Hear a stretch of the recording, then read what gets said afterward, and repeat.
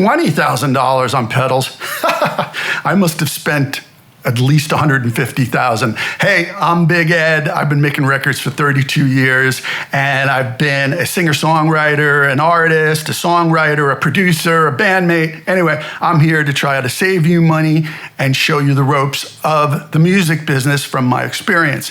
So yeah, I saw a video, a guy was saying, I think my career, I spent $20,000 on guitar pedals. And I went, that's news? I'm like, so let me figure this out. So I started figuring it out.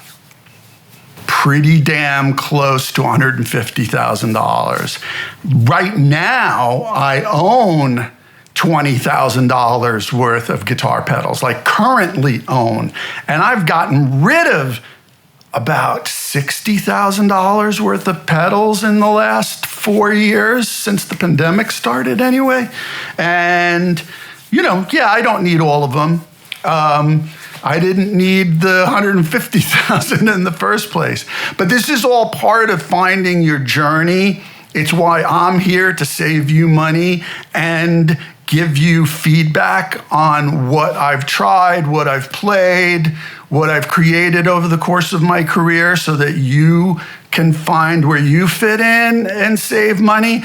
But yeah, it's been at least $150,000 in pedals. I've played every pedal from every manufacturer, I believe, that exists on Earth. And we're in the golden age of pedals. There's some really, really good stuff. I must say, there's very little crap out there, but there's a lot of middle ground stuff that I'm glad, as I said in the Nanocortex video, I'm glad that there are healthy return policies with certain retailers, because once I got hip to that, I was like, I'm just not randomly buying stuff anymore unless I can return it. And there are some cool retailers that allow you to do that. So double thumbs up here. But yeah, I probably own about 20 grand worth of pedals right now. And 150,000, I only started buying pedals about 20 years ago, believe it or not, even though I've been doing music professionally for 32 years. My first pedal, which was my only pedal for like years and years and years, was a Tube Screamer. I bought it, like this guy was selling. I bought a 70s Strat from him. I think I was in my early 20s, and he was selling a deluxe amp, and the pedal came with it, all for $300, which was a pretty good deal. The guitar needed some help, but the amp wasn't too bad. And I had that pedal for a long time, and I don't have an issue with Tube Screamers. I rather like them. But that was my only pedal till about 20 years ago. And then, give me more. So, but the plus is I've learned what I need.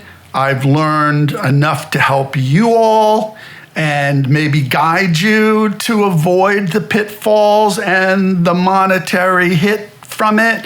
And maybe more importantly, help you choose and decide what you may need to achieve certain sounds. Because, like I've said before, we're all different. I don't sound like any of my friends that I collaborate with. That's why I collaborate with them. And I hope they collaborate with me because I'm bringing a sound.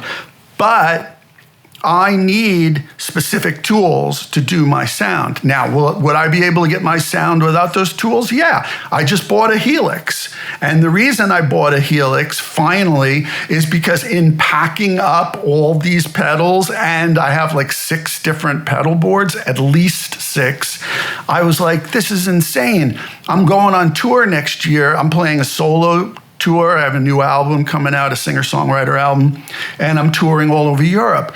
I'm already bringing 2 guitars, an acoustic and an electric, which fit in one of those mono dual cases, so that's cool. I have to take a suitcase, and I have to take, I couldn't figure out how to fit like an electric pedal board and an acoustic pedal board to get the sounds that I need, that I feel are good to do a great job for y'all when I go out there. And I finally said, you know what? If you've been around here for a while, you know I've got some videos up where I created acoustic pedal boards for the HX Effects and the HX Stomp, and I think even what's that other one, Podgo, that other one too. So fortunately, I still had those, so I immediately put them into the Helix. They needed some tweaking because it's a different guitar, so I got a different IR to suit that guitar. And then as I was deep diving, because guess what? This is way more powerful than any of those devices. Way more. I was able to do more, and I found that I wasn't compromising too much. Yeah, I mean, I can sort of create, like recreate like Chase Bliss pedals in here and some Drolo pedals. They're not exact, but are they good enough for live to make me feel good? Yeah, they're better than good enough for live, and I only have to carry that, which fits into my suitcase. So that's what I'm trying to communicate here is I've done all this. I've spent the money. I still will use pedals in the studio. I still have combinations that I'm fond of and that are important to me, but I can also get it done with that, right? And I was doing the same thing with the Quad Cortex 2 years ago, which I thought I was going to use on tour before the pandemic hit. So I'm really happy that it took me an hour to import all of my presets. And by the way, I kept all my lap steel and regular 6-string guitar presets and plopped them in, and they only took like a couple hours each of tweaking, making sure all the levels match so I can switch between guitars and it'll be seamless and blah, blah, blah. Boom. So my point is I can sound like me, even on lap steel with that. It doesn't matter.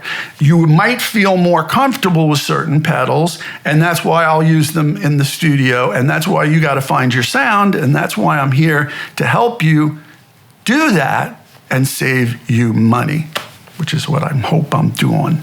I hope I'm doing it. All right? So if you have any questions, let me know. Hit me up. That's what I'm here for. Thanks, gang.